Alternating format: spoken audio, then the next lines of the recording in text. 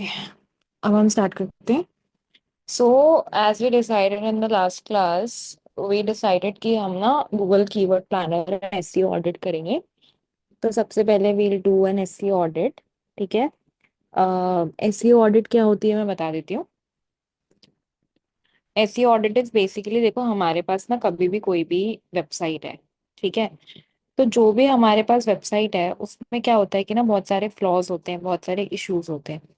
अब चूंकि हम कभी भी किसी भी वेबसाइट का एसईओ कर रहे हैं तो व्हाट हैपेंस इज कि हमको ना मेक श्योर करना पड़ता है। We have to make sure कि हम जो भी वेबसाइट का एसईओ कर रहे हैं दैट इज फुल्ली फंक्शनल। हम जो भी वेबसाइट का एसईओ कर रहे हैं उसमें हम ना सारे कॉमन पॉइंट्स जो है ना वो हम सॉल्व करते हैं। ठीक है, ये सबको समझ में आ रहा है। तो अब क्या है कि इसके लिए हम क्या करते हैं, एसईओ ऑडिट। एसईओ ऑडिट क्या होता है बेसिकली, एक तरीके से जैसे हम अपना जाके हेल्थ चेकअप करवाते हैं वैसे ही एसईओ ऑडिट क्या होता है। एसईओ ऑडिट हेल्थ चेकअप होता है वेबसाइट का, हमारी वेबसाइट का, कि उसमें जो एसईओ के लिए रिस्पॉन्सिबल फैक्टर्स हैं क्या वो फैक्टर्स सारे सही जगह पर हैं, सारे प्रॉब्लम में हैं या नहीं है। स्क्रीन दिख रही है सबको? कोई ऐसा है जिसको स्क्रीन में दिख रही हो दोनों को? ओके। अब एसई ऑडिट क्या है? एसई ऑडिट क्या होता है बेसिकली, एसई ऑडिट एक हेल्थ चेकअप होता है वेबसाइट का, जो आपको ये बताता है कि आपकी वेबसाइट में क्या काम कर रहा है, क्या नहीं कर रहा है। क्या आपकी वेबसाइट में ऐसी चीज है जो आपकी वेबसाइट की रैंकिंग को खराब कर रही है। और प्लस आपको ये भी बताता है कि कैसे आपको अपनी वेबसाइट को ऐसे इम्प्रूव करना है ताकि आपकी जो वेबसाइट है वो गूगल पे हायर रैंक करे। ठीक है, उसको हम क्या बोलते हैं, एसईओ ऑडिट। ठीक है, वापस से समझो। एसईओ ऑडिट क्या होता है? एसईओ ऑडिट बेसिकली एक हेल्थ चेकअप होता है आपकी वेबसाइट का, जिसमें आप ये समझते हो कि आपकी वेबसाइट में क्या काम कर रहा है, क्या काम नहीं कर रहा है, क्या काम कर रहा है, क्या नहीं कर रहा है, और आपको क्या इम्प्रूव करना है अपने वेबसाइट पे ताकि वो गूगल पे हायर रैंक करे। This is known as SEO audit. ठीक है। अब एसईओ ऑडिट 5 टाइप की होती है। अगेन एक बात समझो कि 5 टाइप की होती है, इसका मतलब ये नहीं है कि अलग अलग होती है। पांचों टाइप्स मिलके ये 5 पार्ट्स होते हैं एसईओ ऑडिट के। ठीक है। सबसे पहला होता है टेक्निकल एसईओ, दूसरा होता है ऑन पेज, तीसरा कंटेंट, चौथा ऑफ पेज और लोकल एसईओ। एक बार प्लीज ये डेफिनेशन नोट डाउन कर लो और पांचों पार्ट्स नोट डाउन कर लो। सिर्फ नेम्स नोट डाउन करना, बाकी सबका एक एक हम करेंगे।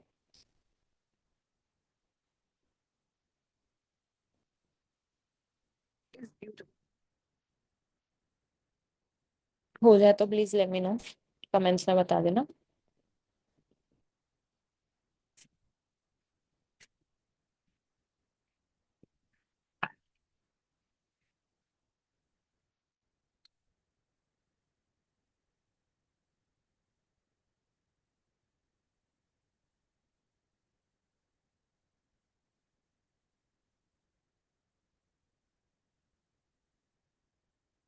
परफेक्ट। अब क्या होता है, अब सबसे पहले क्या होता है, सबसे पहले आती है technical SEO audit. Technical SEO audit में क्या होता है, टेक्निकल एसईओ ऑडिट में हम ये देखते हैं कि जो वेबसाइट की टेक्निकलिटीज हैं वो कितना काम करती हैं और कितना नहीं करती हैं। ठीक है, यानी कि सबसे पहले हम ये देखते हैं कि हमारी जो वेबसाइट है वो क्या वो मोबाइल फ्रेंडली है या नहीं है। दूसरा, क्या वो क्या वो इजीली लोड होती है या नहीं होती है। ठीक है। उसके बाद आता है क्या वो वेबसाइट सिक्योर है या नहीं है। अगर कभी आप किसी एक अनसिक्योर वेबसाइट पे गए होगे ना, तो आपको उसने बोला होगा कि this is unsecure website and ये सेफ्टी रीजंस की वजह से आप इस वेबसाइट को नहीं देख सकते एंड ऑल ऑफ दैट। ठीक है। तो इसके लिए क्या है कि एक सिक्योर वाली वेबसाइट भी जरूरी होती है। देन आता है कि क्या उसमें कोई ब्रोकन लिंक्स तो नहीं है। ब्रोकन लिंक्स यानी कि बहुत बार आप किसी वेबसाइट पे जाते हो, किसी लिंक पे जाते हो, तो वो क्या आपको दिखाता है कि पेज नॉट फाउंड।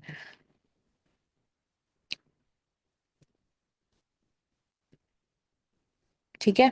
तो ये क्या होता है, ब्रोकन लिंक्स। उसके बाद आता है robots dot TXT file correctly setup हुई है या नहीं हुई है।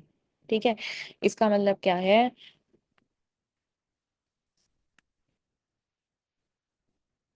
इसका मतलब क्या होता है कि जो robots.txt फाइल है वो सेटअप है। अब robots.txt फाइल क्या होती है समझो। robots.txt फाइल बेसिकली वो फाइल होती है जो आपके सर्च इंजन को ये बताती है कि आपके वेबसाइट के कौन से और कौन से पार्ट नहीं क्रॉल करने हैं। फॉर एग्जाम्पल समझो, मतलब आपके वेबसाइट में 10 पेज हैं। अब आप चाहते हो कि 10 वेबसाइट में से समझना बात को, 10 वेबसाइट में से जो पहले की 10 पेजेस हैं एक वेबसाइट के, तो 8 पेजेस तो ऐसे हैं जो आप चाहते हो कि गूगल क्रॉल कर ले यानी कि गूगल के सर्च इंजन रिजल्ट पेज में किसी भी यूजर को शो हो जाए। लेकिन 2 पेज हैं जो आपको हिडन रखने हैं फॉर सम रीजन। उसमें कुछ भी रीजन हो सकता है, वो पेजेस अभी बन रहे हैं, वो प्रोडक्ट अभी बने नहीं है, कुछ भी। तो वो 2 पेज को आप क्या है, आप चाहते हो कि हिडन रहे। तो जब आपके पास कुछ ऐसे पेजेस होते हैं जो आप सर्च इंजन रिजल्ट पेज को नहीं दिखाना चाहते हो, तो आप क्या यूज करते हो, robots.txt फाइल।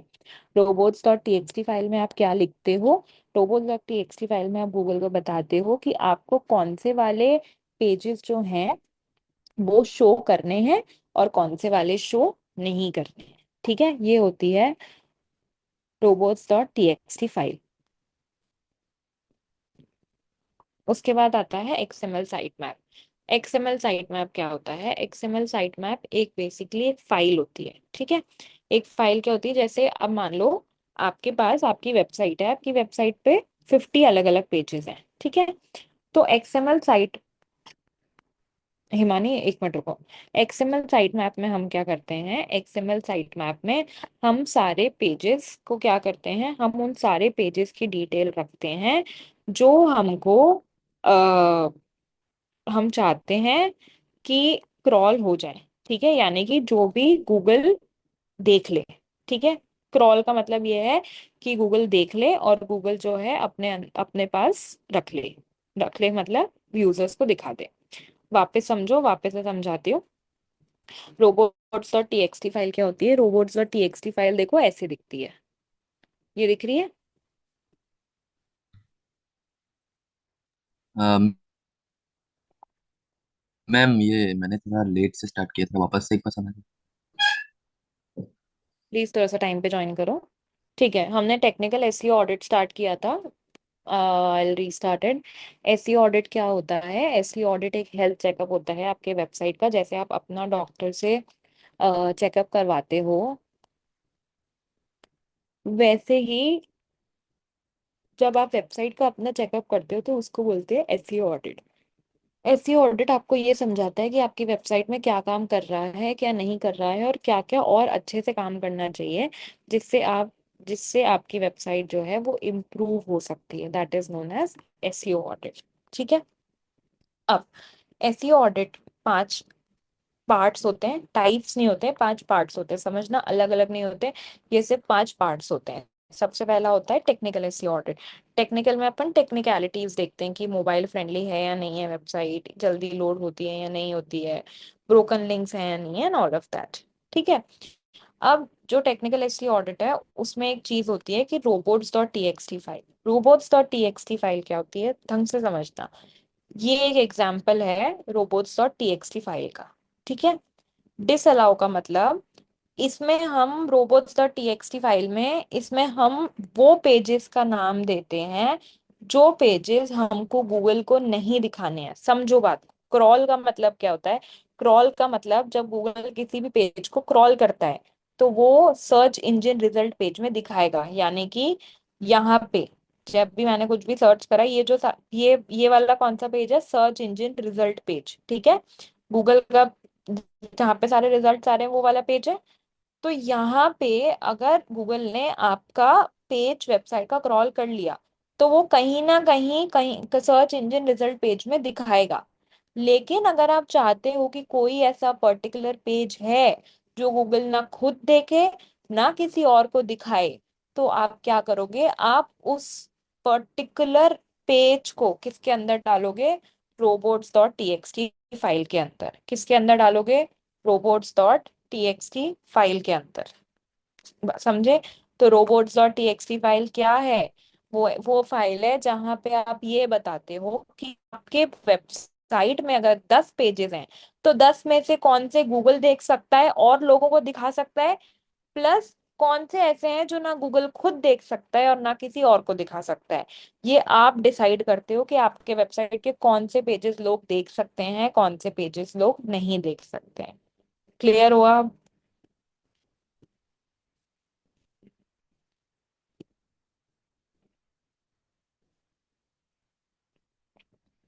इसको प्लीज नोट डाउन कर लो, पूरा टेक्निकल एसईओ ऑडिट के सारे पॉइंट और रोबोट्स डॉट टीएक्सटी के सारे पॉइंट प्लीज नोट डाउन कर लो।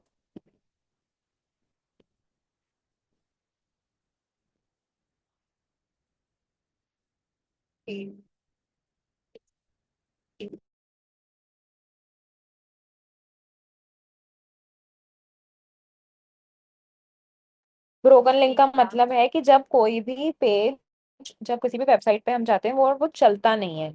मतलब कभी आप किसी वेबसाइट पे जाओगे वो बोलेगा पेज नॉट फाउंड, या आप किसी भी वेबसाइट के ऊपर जाओगे तो वो बोलेगा this website is not working. जब ऐसा कुछ आता है इसका मतलब वो ब्रोकन लिंक है।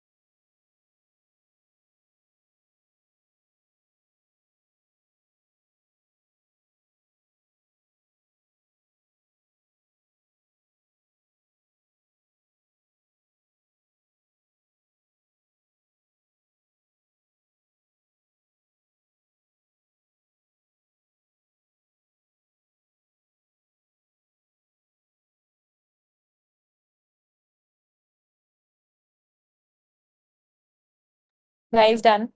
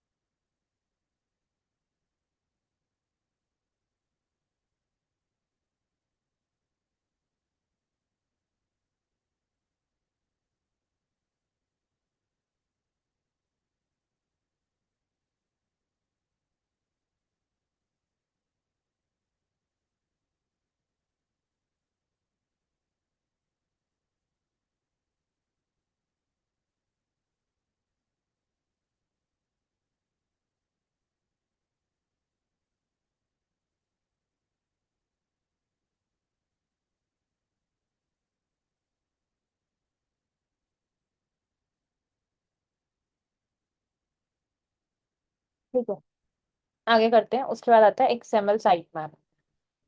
ये सारी ना टेक्निकल चीजें, that is why you need to know the theory of it. ये सारे आप खुद से भी चेक कर सकते हो, and you know some developer can also check it for you.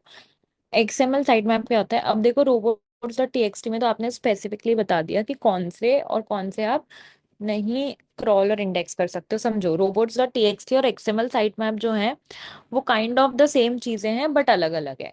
Robots dot TXT में आप बताते तो दोनों हो कि कौन से दिखाने हैं और कौन से नहीं दिखाने हैं, बट उसका फोकस उन पेजेस पे रहता है जो आपको नहीं दिखाने हैं। समझो वापस, दोनों में सेम इंफॉर्मेशन होती है कि कौन से पेजेस आपको दिखाने हैं कौन से नहीं दिखाने हैं, बट जो फोकस होता है रोबोट्स डॉट टीएक्सटी फाइल का वो उन पेजेस पे होता है जो आपको नहीं दिखाने हैं। ठीक है। अब उसके बाद आता है XML site map. XML site map क्या होता है? एक्सएमएल साइट मैप फिर से सारे इंपॉर्टेंट पेजेस वही करता है जो रोबोट्स डॉट टीएक्सटी में होता है, बट एक्सएमएल साइट मैप का फोकस होता है कि जो पेजेस आपको वेबसाइट पे दिखाने हैं उसको क्या बोलते हैं? एक्सएमएल साइट मैप, जिसमें एक लिस्ट होती है सारे पेजेस की जो आपको दिखाने हैं गूगल को, और गूगल दिखा सकता है अपने यूजर्स को, उसको क्या बोलते हैं? XML site map. Robots dot TXT और एक्सएमएल साइट मैप सेम चीजें होती हैं बट दोनों का फोकस अलग होता है। रोबोट्स डॉट टीएक्सटी का फोकस होता है कि सर्च इंजन को कौन से पेजेस नहीं दिखाने हैं, जबकि साइट मैप का क्या होता है कि कौन चीज दिखाने हैं। ठीक है। दोनों में कंटेंट सेम होते हैं बट फोकस अलग होता है। प्लीज इस चीज को मार्क कर लेना, same content but different focus. इन दोनों की डेफिनेशन प्लीज लिख लो।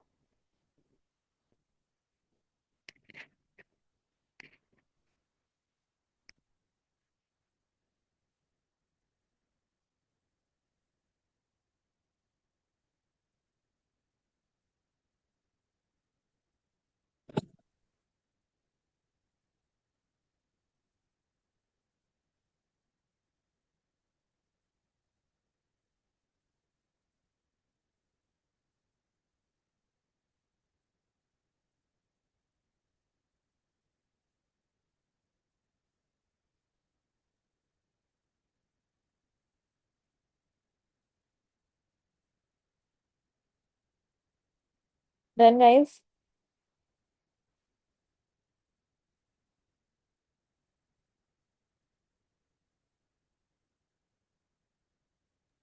मैम थोड़ा जूम कर देंगे, वो दिखाई नहीं दे रहा। वर्क्स? मैम थोड़ा जूम कर देंगे, दिखाई नहीं दे रहा। हो गया? ये टेक्निक।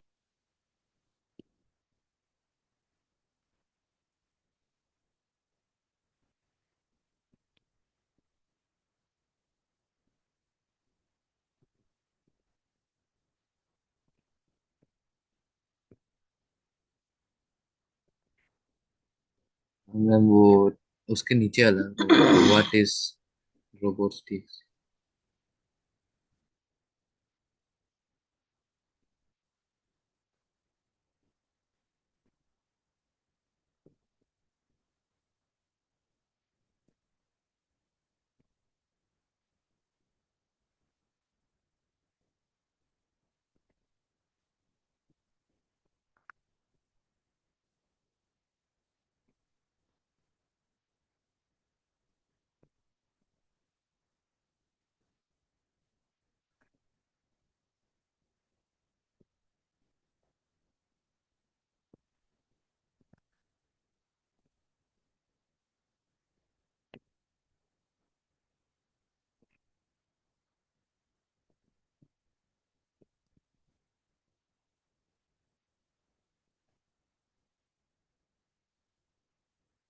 गाइस हो जाए तो प्लीज स्टार्ट बॉक्स में डाल दो।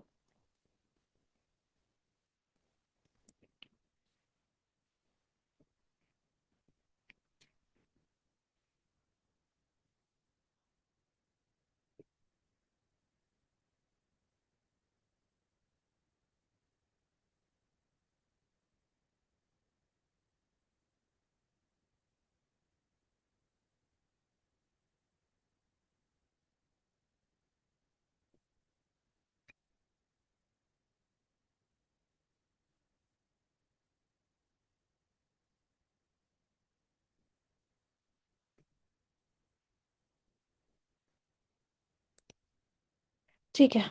आगे करते हैं। नेक्स्ट आता है on page SEO. On page SEO में आप क्या चेक करते हो? सबसे पहले तो एक बार करके देखते हैं कि एसईओ ऑडिट करते कैसे हैं। कुछ नहीं करना है, एक नॉर्मल से ब्राउजर विंडो पे जाना और टाइप करना एसईओ ऑडिट।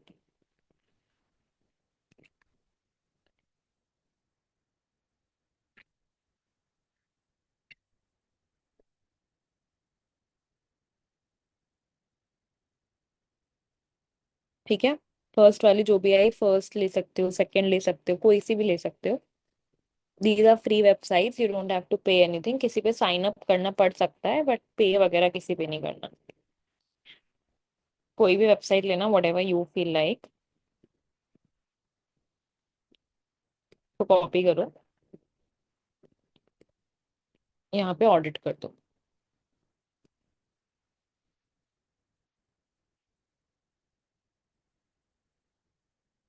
अब आप देखोगे कि विद इन 2-3 मिनट्स और maximum 5 minutes it's going to give you the entire report कि वेबसाइट में क्या ब्रोकन है, क्या क्या सही है, क्या नहीं है, क्यों, कैसे है, किस लिए है।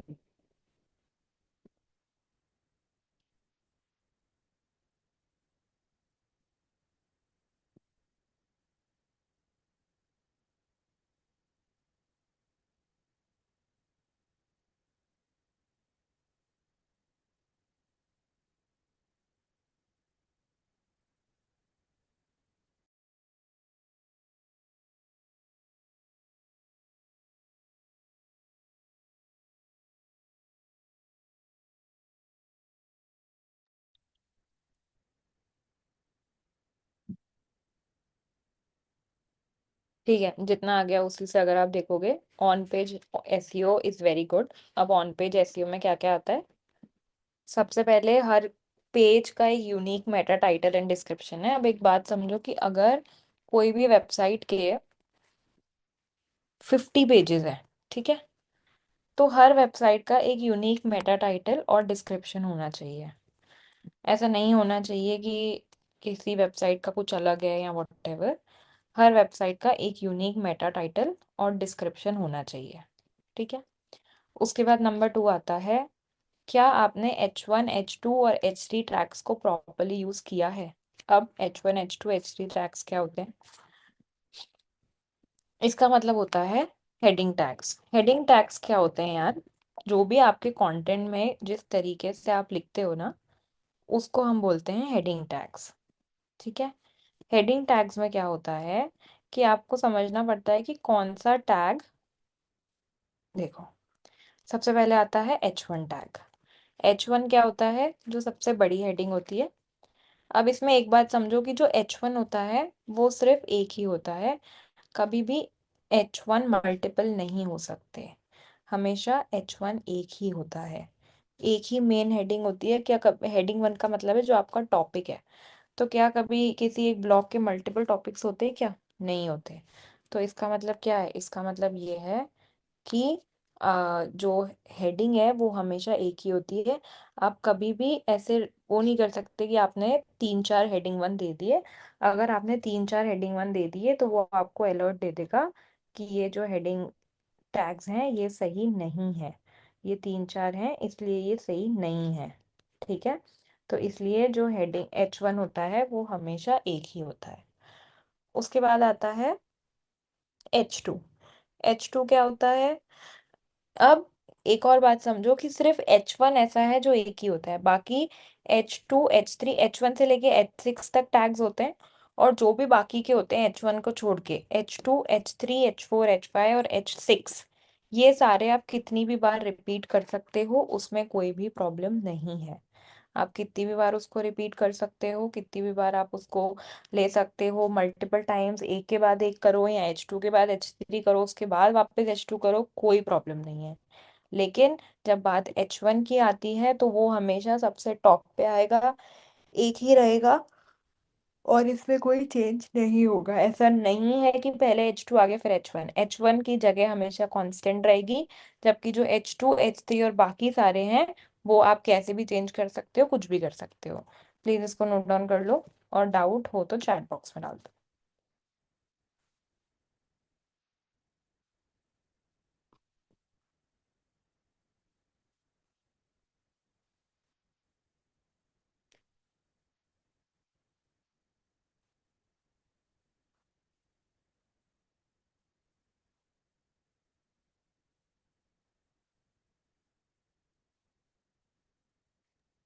मैम कैसे पता करें कि किसको H2 देना है, किसको H3 देना डिपेंड करता है। अगर आप कोई भी एक आर्टिकल लिखते थे कभी स्कूल में, तो आपने कभी वो देखा था कि आप जो इम्पोर्टेंट चीजें होती थी आप उसको बोल्ड करते थे, जो थोड़ी और इम्पोर्टेंट होती थी उसको अंडरलाइन करते थे, जो कम होती थी उसको सिर्फ थोड़ा सा एक से सिंगल अंडरलाइन करके छोड़ देते थे। वैसे ही जब आप कंटेंट लिख रहे हो तो इम्पोर्टेंट पॉइंटर्स को आप हेडिंग 2 या हेडिंग 3 दे सकते हो। मतलब जैसे आपने, मैं दिखा देती हूँ एक एग्जांपल, पहले इसको नोट कर लो।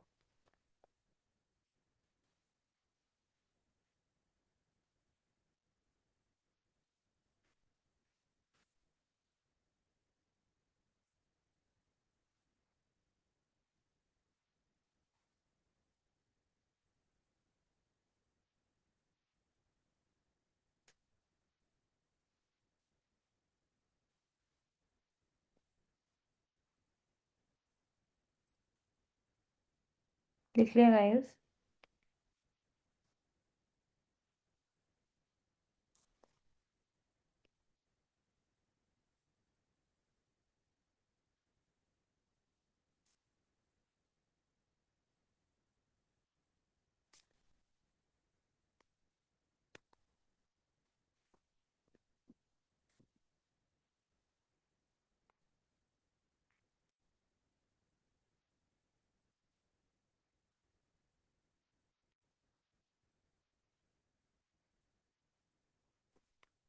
ठीक है, अब एक ब्लॉग का एग्जांपल देखते हैं।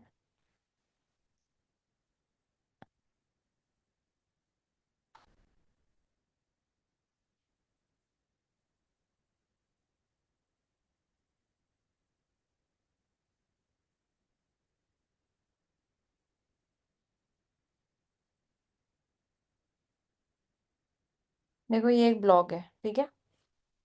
सबको दिख रहा है? कोई ऐसा हो जिसको नई स्क्रीन दिख रही है या कुछ भी तो बता दो भाई।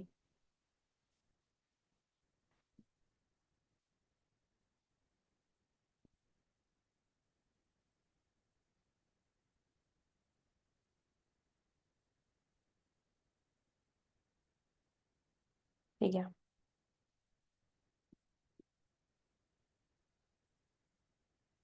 अब ये इसकी जो है, ये इसकी मेन टॉपिक है। दिख रहा है? ये इसका मेन टॉपिक है। कोई ऐसा है जिसको नहीं दिख रहा है? तो सबको ही दिखना चाहिए।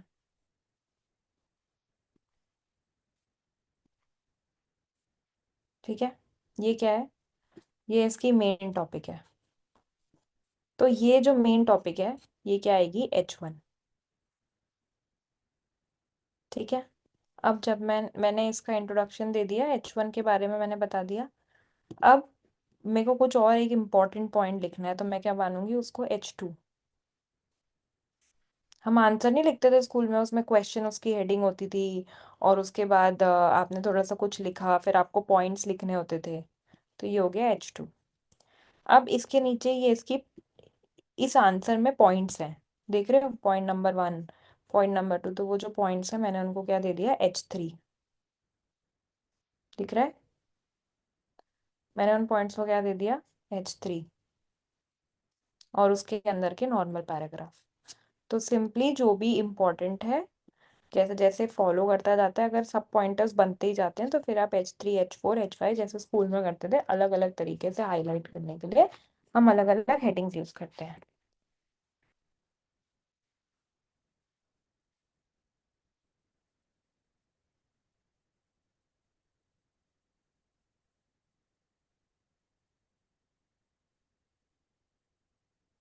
ठीक है, अब वापस आते हैं ऑन पेज एसईओ पे। अब इसमें क्या है, कीवर्ड्स जो हैं वो आपको नेचुरली प्लेस कर रहे होते हैं, यानी कि अगर आप देखोगे, इसका ये कीवर्ड है बेस्ट पीडियाट्रिशियंस इन फरीदाबाद। अब यहाँ पे जब मैं ये लाइन को पढ़ती हूँ तो ऐसा नहीं लग रहा है कि ये कीवर्ड को ना यहाँ पे फोर्स किया गया है। ठीक है, ये कीवर्ड को यहाँ पे ऐसे लिखा गया है कि वो लग रहा है कि वो इस सेंटेंस में नेचुरली आ रहा है, इस स्टेटमेंट में नेचुरली आ रहा है, मतलब ना जबरदस्ती लगाया नहीं गया, आउट ऑफ द कंटेक्स्ट नहीं लग रहा है।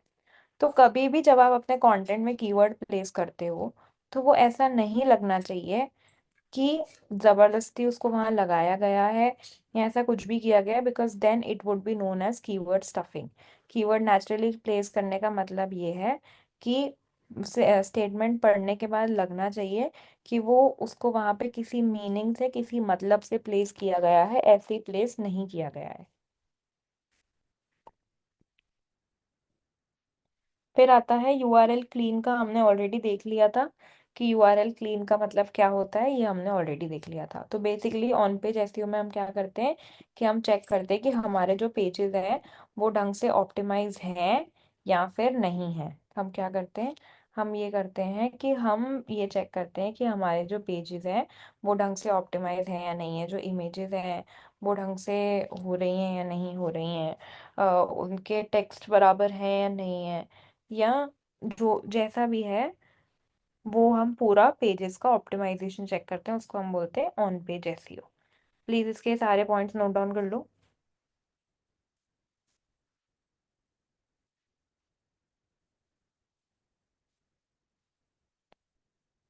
ऑल टेक्स्ट का मतलब होता है, ऑल टेक्स्ट का मतलब ये है कि जब भी कोई भी इमेज हम यूज करते हैं ना, जब भी कोई भी हम इमेज यूज करते हैं, ये रहा ऑल टेक्स्ट।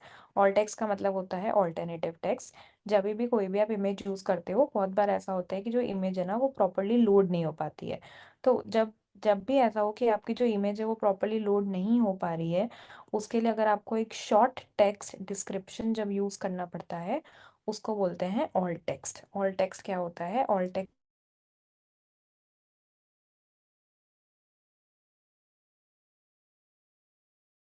यहाँ पे, ये मान लो ये कोई भी इमेज यूज है, जैसे ये वाली इमेज यूज है, तो इस इमेज का जब डिस्क्रिप्शन मतलब आएगा, जो भी छोटा सा डिस्क्रिप्शन आएगा उसको बोलेंगे ऑल टेक्स्ट, ताकि अगर ये इमेज डिस्प्ले नहीं हो तो टेक्स्ट दिख जाए, जिससे यूजर समझ जाए कि किस चीज की इमेज है। उसको हम कहते हैं ऑल्टरनेटिव टेक्स्ट, यानी कि ऑल टेक्स्ट। पहले ये लिख लो, फिर ऑल टेक्स्ट की डेफिनेशन लिखना।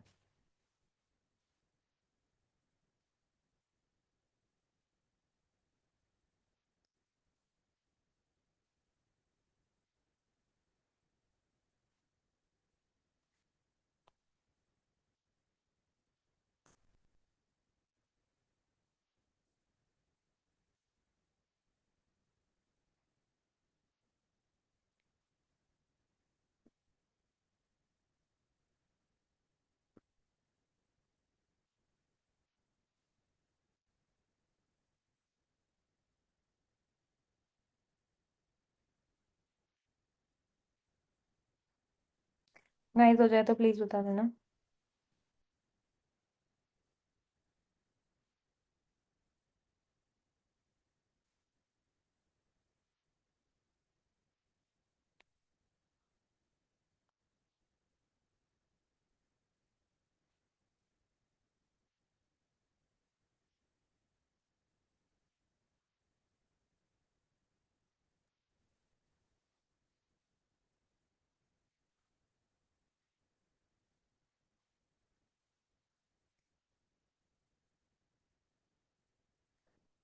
ऑल टेक्स्ट की डेफिनेशन लिख लो।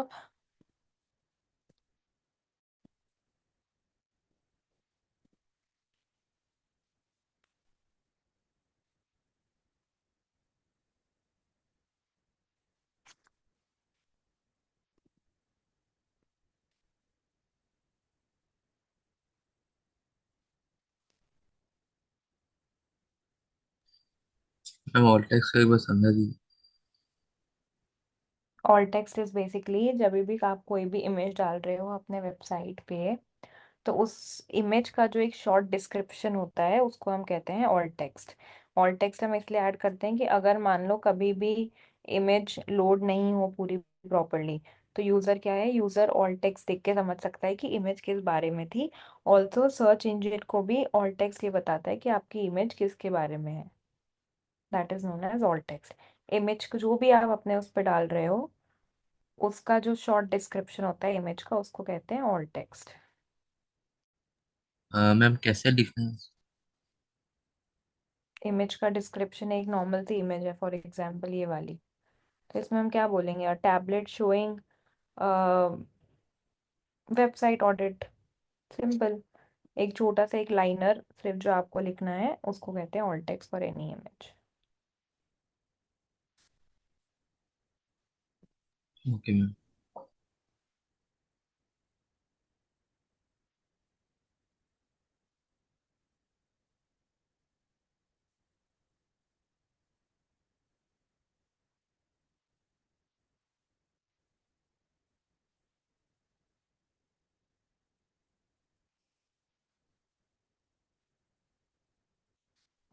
ठीक है, ये हो गया गाइस, डन। ऑन पेज लिख लिया। अब वापस आते हैं हम अपने एसईओ ऑडिट पे। मैम जैसे कंप्यूटर में किसी इमेज का फाइल नेम लिखते हैं उससे बोलते हैं। नहीं, वो तो सिर्फ आप दो वर्ड्स में लिख रहे हो ना, यहाँ पे तो आप एक लाइनर लिखोगे ना, एक नॉर्मल सेंटेंस जो होता है डिस्क्राइब करते कि एक लाइन ही लिखनी है, बस ज्यादा नहीं, नॉर्मल एक लाइन कि वो इमेज किस बारे में है। Okay ma'am.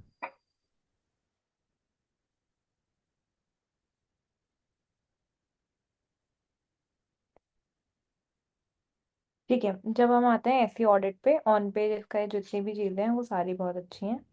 जैसे जैसे हम नीचे जाते हैं तो हमको पता पड़ता है कि इसकी डोमेन स्ट्रेंथ क्या है 34, पेज स्ट्रेंथ क्या है 8, इसकी इतनी बैकलिंक्स और इतना कुछ है। ठीक है।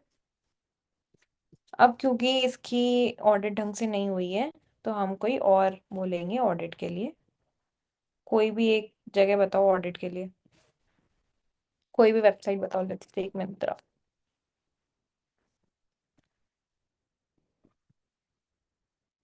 क्या करना है, वेबसाइट यहाँ जाके लगानी है और कोई ऑडिट पे क्लिक करना है।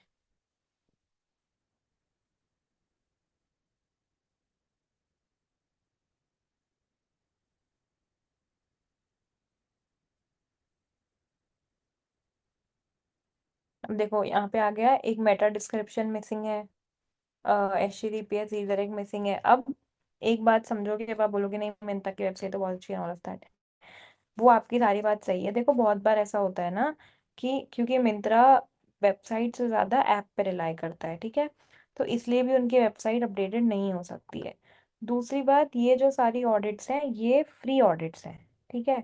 तो ये जो ऑडिट्स हैं ये सारी ना फ्री ऑडिट्स हैं, तो उस केस में क्या है कि क्योंकि ये फ्री ऑडिट्स हैं तो इसलिए ये ना गलत भी हो सकती हैं। ऐसा नहीं है कि ये वाली जो ऑडिट्स हैं वो बिल्कुल ही सही हो, नहीं ऐसा नहीं है। ये जो ऑडिट्स हैं इसमें कुछ अब नाउ अगेन ऐसा भी नहीं है कि ये ऑडिट्स कंप्लीटली गलत है, नहीं। ऐसा भी हो सकता है कि इन ऑडिट्स में से कुछ ऐसे दो तीन पॉइंटर्स हो जो गलत हो। तो आप उसमें क्या कर सकते हो कि आप उस केस में आपको क्या करना है, आप मल्टीपल अलग अलग टूल से एसईओ ऑडिट करके देख सकते हो कि वो जो एसईओ जो भी पॉइंटर्स बता रहा है वो सही है या नहीं है। ठीक है। अब एक टास्क जो सबको करना है वो ये करना है कि ये वाले टूल से तो मैंने कर ली, एसईओ ऑप्टाइमर से कोई तीन अलग अलग वेबसाइट की ऑडिट मुझे चाहिए, कोई तीन अलग अलग टूल से। एक ही टूल से सारी नहीं, कोई अलग अलग टूल से जब करोगे तो हम उसको काउंट करेंगे, और तीन अलग टूल से तीन अलग अलग वेबसाइट्स की ऑडिट आपको करके नेक्स्ट क्लास में विच इज ऑन मंडे उसको लेके आनी है। ठीक है। मैम सेव कैसे करें? स्क्रीनशॉट ले लो पूरे पेज का, डाउनलोड एज पीडीएफ भी आएगा साइन अप कर लोगे तो, और नहीं तो स्क्रीनशॉट ले लो पूरे पेज का और उसको एक डॉक्यूमेंट में पेस्ट कर दो। ओके।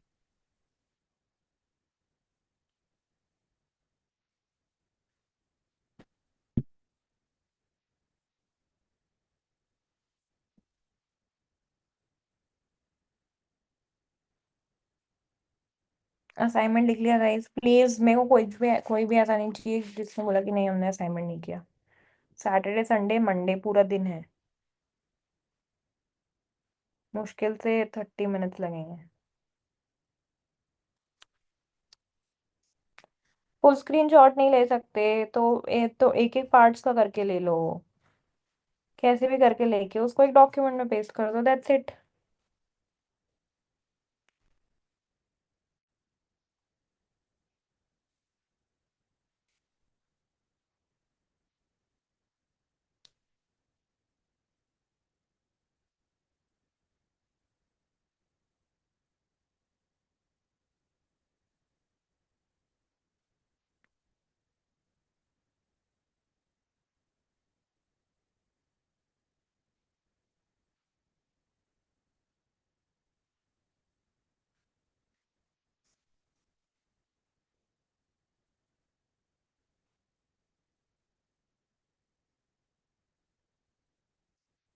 ठीक है, अब एक बार हम फिर से देख लेते हैं हमने क्या किया था। हमने आज एसईओ ऑडिट के बारे में पढ़ा है।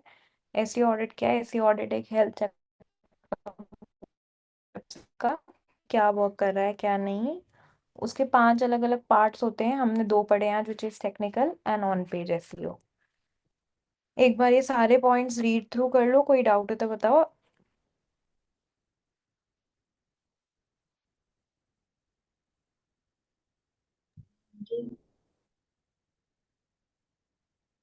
मैम थोड़ा जूम कर। कौन सा वाला पार्ट जूम करना है? वही पहले वाला, वो और ने टेक्निकल। ये वाला। हाँ। हाँ।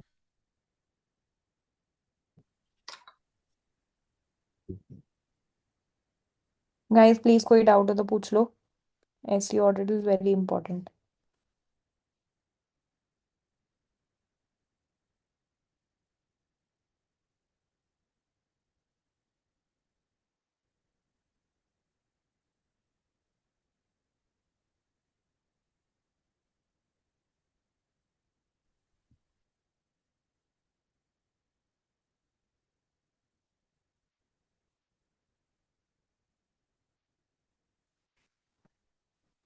मैम थोड़ा जूम इन करना।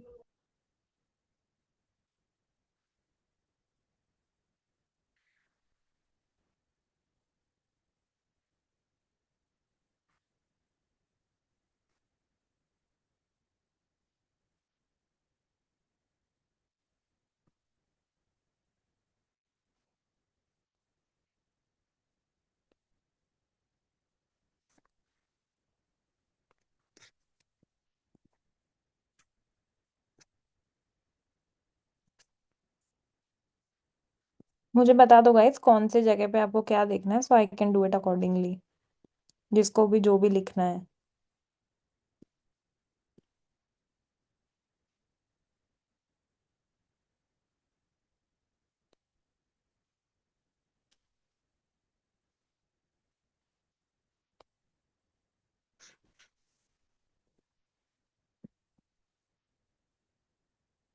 दिख रहा है अब ऑन पेज?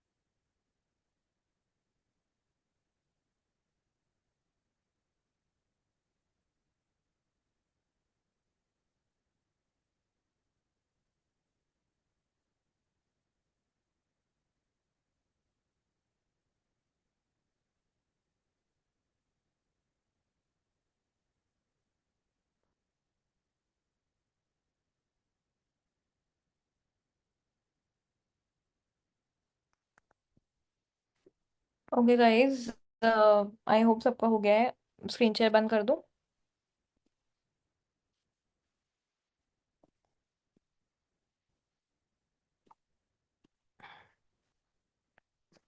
आइडियली तो नहीं है, दैट इज वाई हम क्लास में ही लिखते हैं सब कुछ। बट अगर आपको कोई पर्टिकुलर चाहिए तो आप मुझे ग्रुप में बता सकते हो and I will send it. That's not a problem. But try करोगे जब क्लास में लिखो तो you will have better understanding.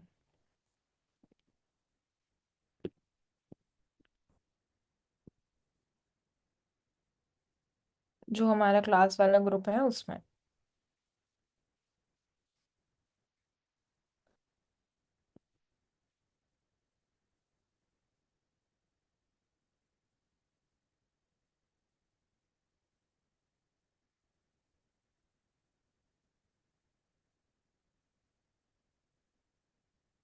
Sure, I will share the PDF, don't worry.